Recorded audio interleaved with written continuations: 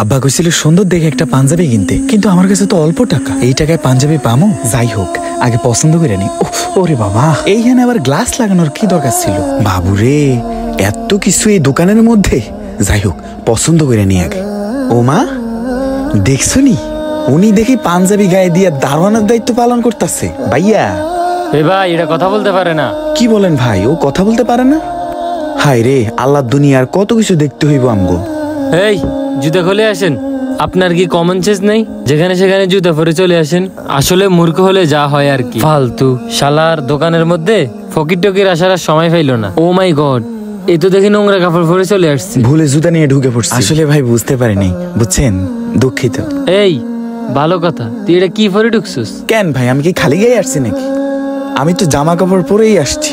এসব dress up পরে এখানে এলাও না। আমার বস দেখলে অনেক বকাবকি করবে। চলে যাও।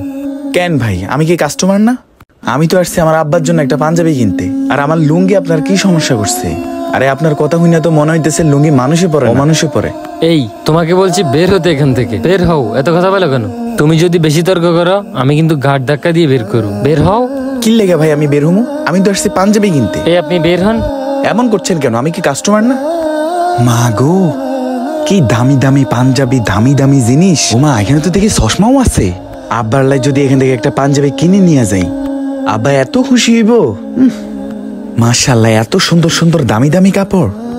ও মা, ওইদিকে তো আরো সুন্দর, এত দামি দামি প্যান্ট। তুমি তো বড় বাজে লোক, তোমাকে বলছি এখান থেকে চলে যেতে। এই দাঁড়াও দাঁড়াও, কি ব্যাপার? দেখো ভাই, তুমি এখান থেকে চলে যাও। এভাবে থাকলে আমার প্রবলেম হবে। তুমি কি চাও তোমার জন্য আমার চাকরিটা চলে যাক? শুনো, আমার বস দেখার আগে এখান থেকে তুমি চলে যাও, তা না হলে সমস্যা হবে। আর তোমার কিভাবে সাহস হলো এই শপিং মলে ঢুকার? যেহেতু চলেই আসছো, বের হয়ে যাও। তোমার জন্য অন্য কাস্টমাররা ডিস্টার্ব ফিল করছে। তোমার এই ড্রেস আপের কারণে আমার 3-4টা কাস্টমার চলে গেছে।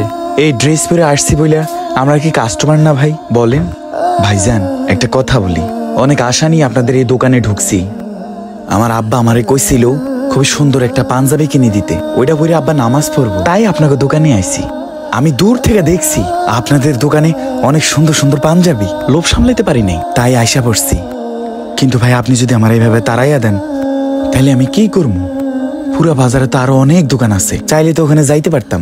পোলাপান আপনাকে দোকানের শার্ট, প্যান্ট সবকিছু গায়ে দিয়ে যখন বের হয় তখন নায়কের মতো লাগে।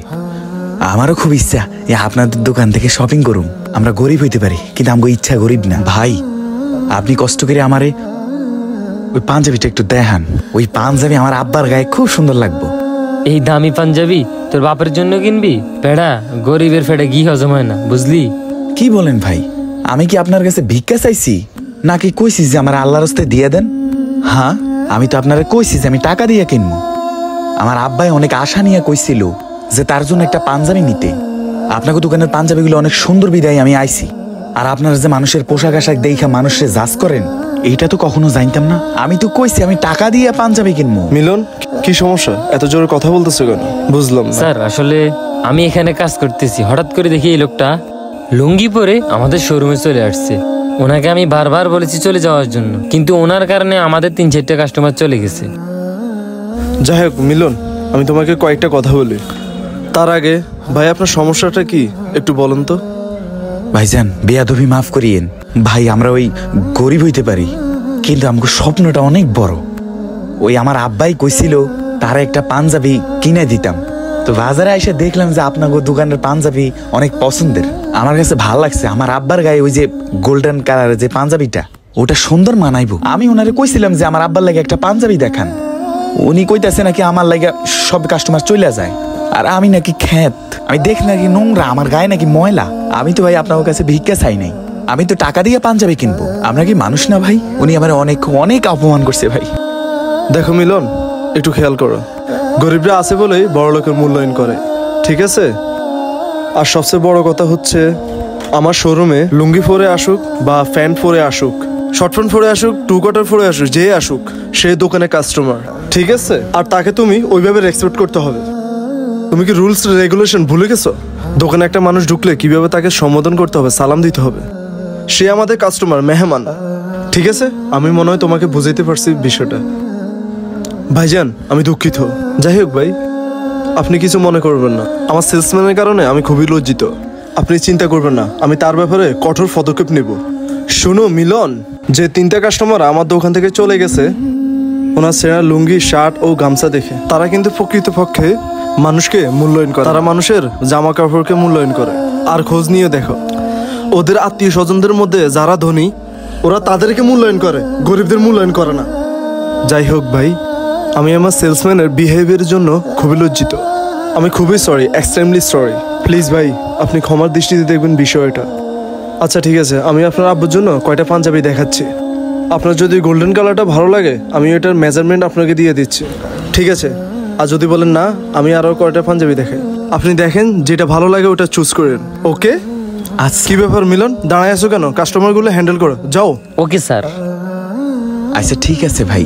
চলেন। ভাই,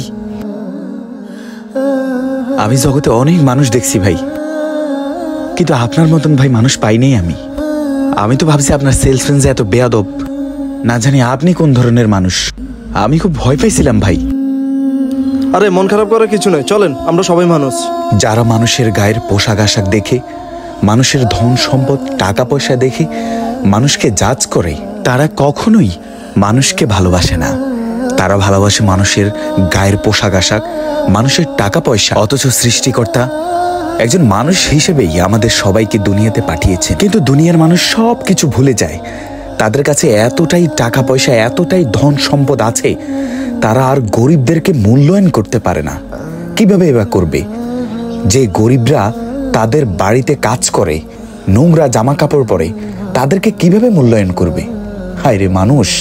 অথচ এই গরিবরা যদি না থাকতো তাহলে ধনীদের কখনোই কোনো মূল্য থাকতো না।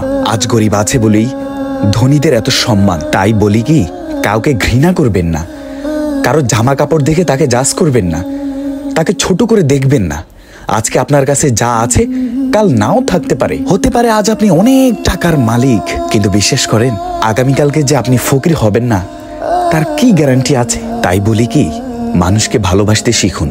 মনে রাখবেন, আল্লাহ ছাড় দেন কিন্তু ছেড়ে দেন না। আমাদের ভিডিওগুলো যদি আপনার কাছে ভালো লেগে থাকে তাহলে একটি লাইক দিবেন, কেমন হয়েছে কমেন্টের মাধ্যমে আপনার মন্তব্য জানাবেন, এবং আপনার পরিবার পরিজন আত্মীয় স্বজনদের মাঝে আমাদের ভিডিওটি শেয়ার করে ছড়িয়ে দিবেন।